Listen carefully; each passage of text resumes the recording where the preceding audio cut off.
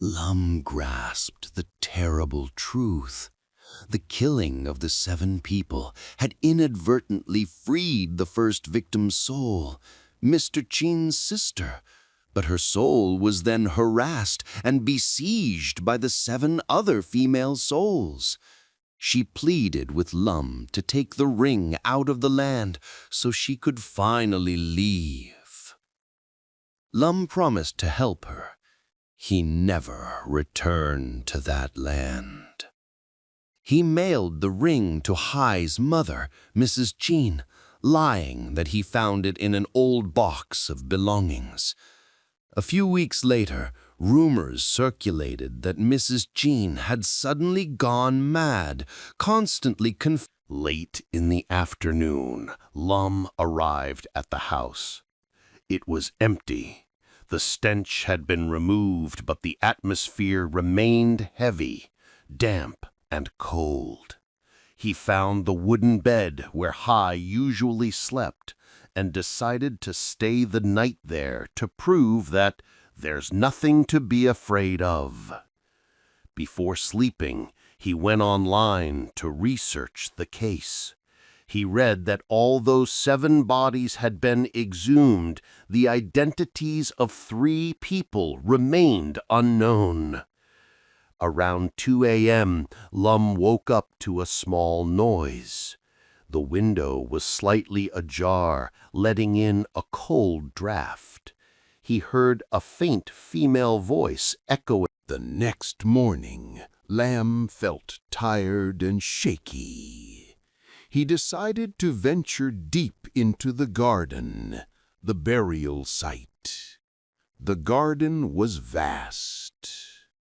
As he passed the B-40 barbed wire fence that Hai had once climbed over, Lamb saw a thin, damp piece of paper. It was an old, darkened talisman, similar to the one mentioned in the story about the death of Mr. Chin's sister. Lamb picked it up, scoffing. Nonsense superstition.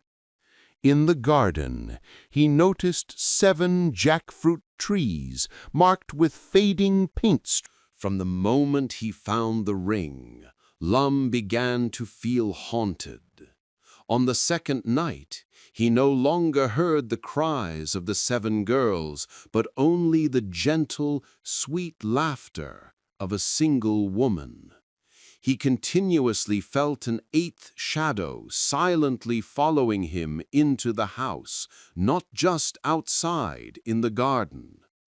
Lum fell into a deep sleep, dreaming of a young woman in a white eye with a gentle face, tending to a small boy, Hai as a child. The scene shifted to a horrifying pool of blood right on the living room floor. Lum began to believe in ghosts. He decided he must return the ring and the talisman.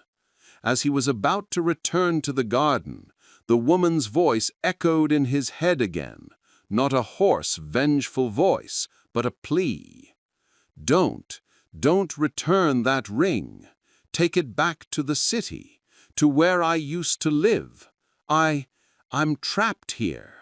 They are still in the garden. Lum understood the terrible truth.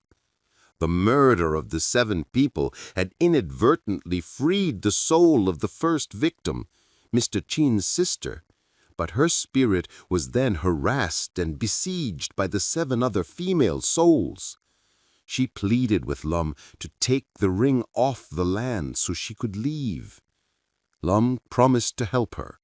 He never returned to that plot of land. He sent the ring to Hai's mother, Mrs. Chin, lying that he had found it in an old storage box. A few weeks later, rumors circulated that Mrs. Chin had suddenly gone mad.